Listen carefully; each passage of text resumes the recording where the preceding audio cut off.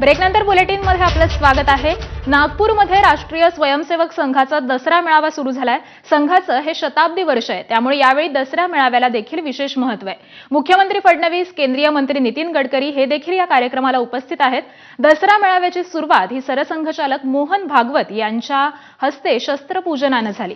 माजी राष्ट्रपती रामनाथ कोविंद आजच्या कार्यक्रमाचे प्रमुख पाहुणे होते, तर शस्त्रपूजनानंतर मैदानावर संघाचं शिस्तबद्धरित्या ध्वजारोहण करण्यात आलं। घोषपथनाच्या धूनवरती हे ध्वजारोहण झालं आणि त्यानंतर ध्वजप्रणाम झाल्यावर स्वयंसेवकांनी शिस्तबद्ध संचलन केलं।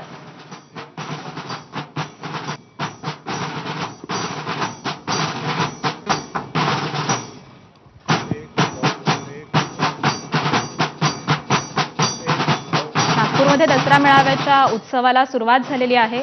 सरसंघचालक मोहन भागवत यांच्या हस्ते सुरुवातीला शस्त्रपूजन करण्यात आलं आणि त्यानंतर आपण दृश्यांमध्ये पाहतोय संघाच्या सगळ्या स्वयंसेवकांच्या वतीने हे संचलन करण्यात येत आहे। अत्यंत शिस्तबद्ध अशा पद्धतीने हे संचलन करण्यात आलं। या मेळाव्याचे प्रमुख पाहुणे म्हणून रामनाथ कोविंद हे देखील या कार्यक्रमाला उपस्थित आहेत। त्यांच्याबरोबरच मुख्यमंत्री देवेंद्र फडणवीस आणि केंद्रीय मंत्री नितीन गडकरी हे देखील या कार्यक्रमाला उपस्थित आहेत।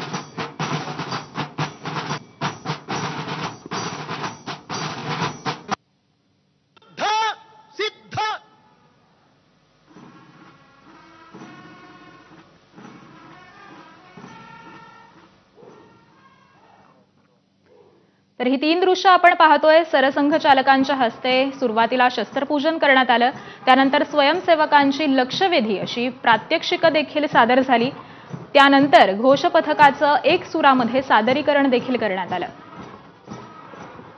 आज नागपूरच्या रेशीमबाग मैदानावरती संघाचा हा दसरा मेळावा संपन्न होतोय आणि त्याच कार्यक्रमाची ही तीन दृश्य आपण पाहतोय।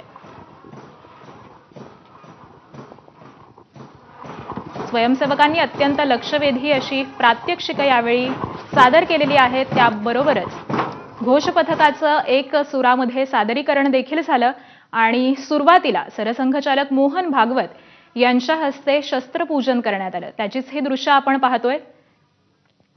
यावेळी परदेशातील विविध पाहुणे हे देखील या कार्यक्रमाला उपस्थित राहिलेले दिसतात। त्याबरोबरच मुख्यमंत्री देवेंद्र फडणवीस आणि केंद्रीय मंत्री नितीन गडकरी हे देखील या कार्यक्रमाला उपस्थित होते।